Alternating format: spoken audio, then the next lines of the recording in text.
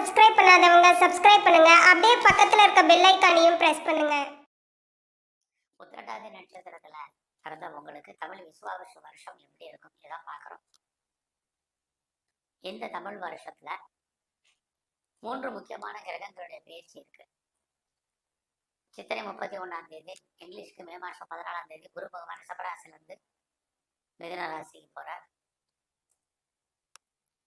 அதே சமயத்துல வைகாசி 4ஆம் தேதி, மே மாதம் 18ஆம் தேதி கும்ப ராசிக்கு ராகுவும் சிம்ம ராசிக்கு கேதுவும் வர்றாங்க. உத்திரட்டாதி அப்படின்னா நீங்க மீன ராசியில பிறந்தவங்க உங்களுக்கு தெரியும். இங்க நம்ம ராசி பலன் பார்க்கல, நட்சத்திர பலன் மட்டுமே பார்க்குறோம். ராசி பலன் வேணுங்கிறவங்க தனியா வீடியோ ராசி பலன் போட்டிருக்கேன், விருப்பம்னா அதில் போய் பாருங்க. இங்க உத்திரட்டாதி நட்சத்திரத்துல பிறந்தவங்களுக்கு எப்படி இருக்குங்கிறதான் பொது பலனா பார்க்குறோம். உத்திரட்டாதினா சனி பகவானுடைய நட்சத்திரம். உங்களுக்கு தெரியும், சனி ஆதிக்கத்துல பிறந்தவங்க. அந்த சனி கோச்சாரத்துல இந்த வருஷம் பார்த்தீங்கன்னா மீன ராசியில இருக்கார்.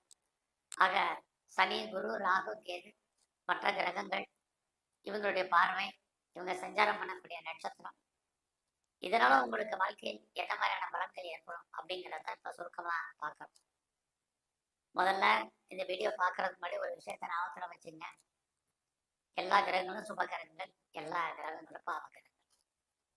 ஒரு கிரகம் உங்களுக்கு நன்மையை செய்தா கிரகம் இன்னொரு தீமையான பலன்களையும் செய்யும். இன்னொரு கிரகம் தீமையை செஞ்சால் அதே கிரகம் நன்மையை செய்யும். இதுதான் பொதுவான பலன். ஆக இந்த கிரகங்களுடைய தன்மையை வச்சு பார்க்கிற போது உத்திரட்டாதி நட்சத்திரத்துல பிறந்த உங்களுக்கு இந்த வருஷத்துல அந்தஸ்து புகழ் கூடுவதற்கான வாய்ப்பு பிரதானமா இருக்கு. எனக்கு வெறும் அந்தஸ்து புகழ் மட்டும் கூடிய பிரயோஜனம் இல்லை, என் கையில பணம் பொருள் தனம் இருக்குமானா கண்டிப்பாக உண்டு. எவ்வளவுக்கு உங்களுக்கு வருமானங்கள் இருக்கோ அவ்வளவுக்கு செலவுகளும் இந்த வருஷம் நிறைய இருக்கு. இதையும் நீங்க மறந்துடாதீங்க. ஆக இந்த வருஷத்துல உங்க கையில பணம் தனம் பொருள் இருந்தாலும் செலவுகளும் பிரதானமாக இருக்கு. இந்த வருஷத்துல மெயினா பாத்தீங்கன்னா எவ்வளவு பொருள் நீங்க ஆக்டிவா இருக்கீங்களோ அவ்வளவு பொருள் நல்லது. இயற்கையிலேயே நீங்க சனி ஆதிக்கத்துல பிறந்தவங்க. இந்த சனிக்கான ஒரு முக்கியமான குணாதிசயங்கள் என்னன்னா எல்லா விஷயத்தையும் தள்ளி போடுவது, எல்லா விஷயத்திலுமே லேட்டா பண்ணணும்னு நினைக்கிறது, அந்த விஷயத்த முதல்ல மறந்துடாங்க. இந்த வருஷத்துல மெயினா நீங்க எவ்வளவு ஆக்டிவா இருக்கீங்களோ அவ்வளவு நீங்க சக்சஸ் பண்ணுவீங்க. லைஃப்ல உங்களுக்கான எய்ம் என்ன, ப்ராஜெக்ட் என்ன, அதை எப்படி ஃபுல்ஃபில் பண்றது அப்படிங்கிற பிளானிங்க இப்ப பண்ணுங்க. அதனாலதான் உங்க வாழ்க்கையில் ஏற்ற முன்னேற்றம் உங்களுக்கு ஏற்படும். இதை மறந்துடாதீங்க. அதனாலதான் உங்களுடைய அந்தஸ்து புகழ் கூடுவதற்கான வாய்ப்பு இருக்குன்னு சொன்னேன்.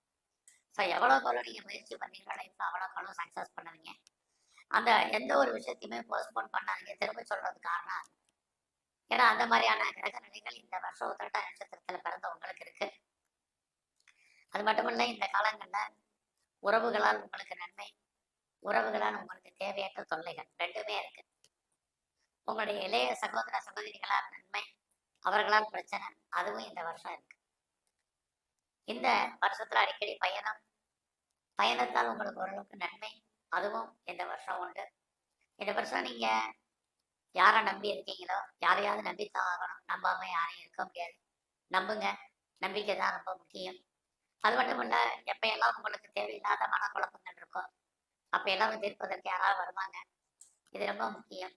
லைஃப்ல இந்த வருஷம் தேவையில்லாத கன்ஃபியூஸ் உங்களுக்கு வேண்டாம். ஸோ என்ன நினைக்கிறீங்களோ அதை நடத்துவதற்கான முயற்சிகளை நீங்க ஈடுபடுங்க. இந்த வருஷத்துல ரொம்ப நாளா ப்ராப்பர்ட்டி விற்கல அப்படிங்கிறவங்களுக்கு விற்பதற்கான வாய்ப்பு, ரொம்ப நாளா 2 சொத்துக்கள் கையை விட்டு போகாம இருக்குங்கிறவங்களுக்கு போவதற்கான சூழ்நிலைகள், நீங்க ரொம்ப நாளா நான் வீடு மாறணும், இடம் மாறணும், ஊர் மாறணும்னு நினைச்சவங்களுக்கு நீங்க முற்றிலும் புதிய சூழ்நிலைகள், புதிய இடங்கள்ல வாழ்க்கை எடுத்ததற்கான வாய்ப்பு, இது அத்தனையும் உத்திரட்டாதி நட்சத்திரத்துல பிறந்த அவங்களுக்கு இருந்துகிட்டே இருக்கு. ஸோ இந்த வருஷத்துல நீங்க உற்பத்தி சார்ந்த துறைகள்ல இருந்தீங்கன்னா உங்களோட ப்ரொடக்ஷன் தகுந்த சேல்ஸ் இருக்கு. வீட்டில் சுபகனிகளுக்காக பெரிய செலவு பண்ணுவீங்க. குழந்தைகள் இருந்தால் குழந்தைகளை விட்டு பிரிஞ்சிருக்க வேண்டிய காலம் அல்லது அவர்களை விட்டு நீங்க பிரிஞ்சிருப்பதற்கான சூழ்நிலைகள் இருக்கு. அது மட்டும் இல்ல, குழந்தைக்காக நிறைய செலவு பண்ணுவீங்க. இந்த வருஷத்துல உங்களுக்கு எதிர்பாராத விதமாக காதல் விவகாரம், நம்முடைய ஜாதி மதம் என மொழிக்கு அப்பாற்பட்ட தொடர்பு, உங்களுடைய லவ் சக்சஸ் ஆல நிறைய ஸ்ட்ரகிள், இது அத்தனையும் இந்த வருஷம் இருக்கு. இந்த வருஷத்துல ரொம்ப நாளா திருமணம் நடக்கல, டிலே ஆகிட்டு இருக்குங்கிறவங்களுக்கு திருமணத்துக்கான வாய்ப்பு சந்தர்ப்பங்கள் நிறைய உண்டு. நீங்கள் பிஸ்னஸ் பண்ணுறீங்கன்னா பிஸ்னஸ் ஓரளவுக்கு பரவாயில்லாமல் இருக்கும். குறிப்பாக யாரெல்லாம் சிறு தொழில் பண்ணுறீங்க, சுயதொழில் பண்ணுறீங்க, வீட்டில் வச்சு பிஸ்னஸ் பண்ணுறீங்க, ஆன்லைனில் பிஸ்னஸ் பண்ணுறீங்க, பிளாட்ஃபார்ம் பிஸ்னஸ் பண்ணுறீங்க, கமிஷன் ஏஜென்சி புரோக்கரேஜ் பண்ணுறீங்க, கான்ட்ராக்ட் கன்சல்டன்சி துறையில் இருக்கிறீங்க, அத்தனை பேருக்கும் இந்த வருஷத்தில் பரவாயில்லாமல் இருக்கும்.